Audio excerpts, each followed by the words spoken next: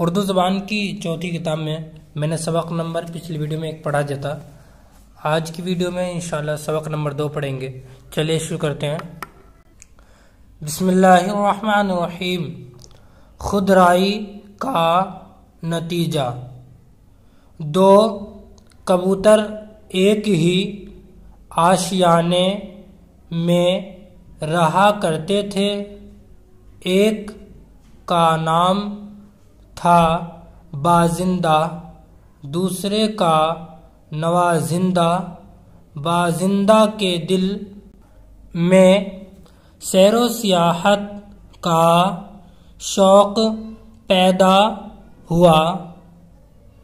یار غمگسار سے کہا کہ آؤ ہم تم مل کر دنیا کا گشت لگائیں، کیونکہ سفر بے شمار عجائبات نظر سے گزرتے ہیں اور تجربہ حاصل ہوتا ہے. سیر کر دنیا کی غافل زندگانی پھر کہاں. زندگی گر کچھ رہی تو نوجوانی پھر کہاں. نوازندہ. سنو بھائی، تم نے کبھی سفر کی محنت نہیں سہی اور غربت کی مشقت نہیں اٹھائی. اگر تم اس سے واقف ہوتے تو ہرگز ایسا فضول ارادہ نہ کرتے. بازندہ. یہ تو سچ ہے کہ سفر کی تکلیفات سے کبھی کبھی جان پر آ بنتی ہے، مگر جہان کا سیر و تماشا کچھ ایسا دلچسپ اور راحت افزا ہے کہ تمام کلفتوں کو بھلا دیتا ہے. اور جب طبیعت کو شدائد سفر کے تحمل کی عادت ہو جاتی ہے اور عجائبات عالم کی دیکھ بھال کا چسکا لگ جاتا ہے، تو یہ مصیبت بھی راحت معلوم ہونے لگتی ہے. گلستان جہاں میں پھول بھی ہیں اور کانٹے بھی، مگر جو گل کے جویاں ہیں انہیں کیا خار کا کھٹکا. نوازندہ. اے رفیق، دنیا کا سیر و تماشا تو اسی وقت بھلا معلوم ہوتا ہے جب اپنے عزیز رفیق دوست احباب ساتھ ہوں، اور اگر ان سب کی مفارقت گوارا کر کے سیر کی تو ہیچ ہے. ان کی جدائی کا رنج و الم تمام کیفیتوں کو خاک میں ملا دیتا ہے. اب تم کو رہنے کے لیے گھر، کھانے کے لیے دانا پانی بافراغت میسر ہے.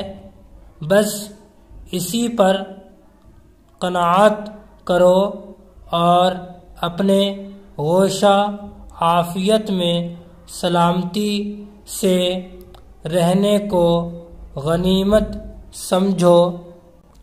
بازندہ. بھائی جان، دوستوں کی جدائی کا ذکر تو فضول ہے، اس لیے کہ جب قطع تعلق کر کے چل کھڑے ہوئے تو جہاں کہیں جائیں گے وہاں کیا دوست آشناؤں کا قحط ہوگا۔ ملنسار کو ہر جگہ ملنے والے بہم پہنچ سکتے ہیں اور خود مسافرت ہی مسافر کو پختہ کار بنا دیتی ہے۔ اس کو دوستوں کی کچھ پرواہ نہیں۔ نوازندہ: اچھا صاحب، جب آپ قدیم دوستوں کی صحبت ترک کرنے پر مستعد اور نئے دوست آشنا پیدا کرنے پر آمادہ ہیں تو میری باتوں کا اثر آپ کے دل پر کیوں ہونے لگا؟ اس صورت میں صلاح و مشورہ سب بے سود، خیر خدا حافظ، جو تمہارے جی میں آئے سو کرو۔ الغرض بازندہ اپنے پرانے رفیق کو چھوڑ کر اڑا، جنگلوں میدانوں کا سپاٹا بھرتا، دریاؤں کی سیر کرتا، ایک پہاڑی کے دامن میں جا ٹھہرا۔ وہاں کا سبزہ زار میدان اور دلکشا منظر اس کو بہت ہی بھایا۔ شام بھی قریب تھی، وہیں قیام کا ارادہ کر دیا۔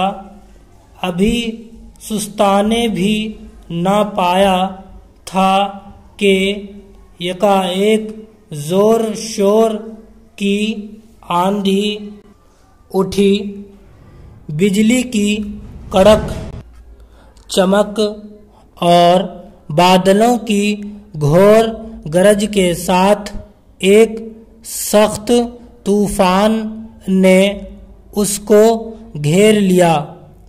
بازندہ کو کوئی جائے پناہ نہ ملی، درختوں کی شاخوں اور پتوں میں چھپ چھپا کر ہزار خرابی سے وہ رات بسر کی۔ صبح ہوئی تو پھر اڑا۔ اب سوچتا تھا کہ وطن کو پھر چلیں، کبھی کہتا تھا کہ جب ارادہ کیا ہے تو چند روز اور بھی کیفیت سفر دیکھنی چاہیے۔ اسی فکر و تردد میں بڑھا چلا جاتا تھا کہ ایک شاہین نہایت قوی، چست و چالاک اور بڑا شکاری اس کی طرف جھپٹا۔ یہ آفت ناگہانی جو پیش آئی تو بازندہ کے ہوش اڑ گئے، سر سے پاؤں تک سناٹا چھا گیا، دل سینے میں دھڑکنے لگا۔ اپنی عقل و فہم پر نفری کی اور اپنے نامعقول ارادے پر سخت پشیمان ہو کر دل میں کہنے لگا، اگر اب کی بار اس بلا سے نجات پاؤں تو پھر کبھی سفر کا نام نہ لوں اور اپنے رفیق کی صحبت کو ہمیشہ غنیمت سمجھوں۔ ادھر اس نے یہ نیت کی، ادھر غیب سے رہائی کا سامان شروع ہوا۔ ایک تیز پرواز عقاب دوسری جانب سے بازندہ کی طرف لپکا اور چاہا کہ شاہین سے پہلے ہی اس کو جا دبوچیں، اگرچہ شاہین اس کے جوڑ کا نہ تھا، مگر غیرت اور غصے نے اس کو ایسی جرأت دلائی کہ فوراً عقاب کے مقابل ہو گیا۔ دونوں میں چونچ پنجوں سے جھڑپ ہونے لگی، جبکہ دو موذیوں میں ہو کھٹ پٹ۔ اپنے بچنے کی فکر کر جھٹ پٹ بازندہ نے اس موقع سے فائدہ اٹھانے میں جلدی کی، ایک پتھر کے تلے جا گھسا، سکڑ سکڑا کر ایک تنگ سوراخ میں بہزار دقت اپنے تہ چھپایا اور ساری رات وہیں کاٹی۔ جب آشیانہ مشرق سے خورشید جہاں تاب نے سر نکالا اور روئے زمین پر اپنے نورانی بازو پھیلا دیے تو بازندہ بھی سوراخ سے باہر آیا، اگرچہ سفر کی تکان، خوف کے صدمے اور بھوک پیاس کی شدت سے قوت پرواز باقی نہ تھی، مگر چاروں ناچار پھر اڑا۔ چلتے چلتے ایک کبوتر نظر آیا جس کے سامنے تھوڑا سا دانہ بھی پڑا تھا، یہ بھوک کے مارے بے تاب تھا ہی، اپنے ہم جنس کی صورت دیکھی اور آب و دانہ حاضر، فوراً اتر پڑا۔ بیچارے نے ابھی دانے پر منہ بھی نہ ڈالا تھا کہ جال میں پھنس گیا، بہت تڑپا، بہت پھڑ پھڑایا، مگر جال سے مخلصی نہ پائی۔ آخر اس کبوتر کو لعنت ملامت کرنے لگا کہ تیری وجہ سے میں اس دام بلا میں مبتلا ہوا، تو نے ہم جنس ہو کر مجھ غریب پردیسی کے ساتھ دغا کی، تجھ کو لازم تھا کہ یہاں اترنے سے پیشتر ہی مجھ کو اس خطرے سے آگاہ کر دیتا۔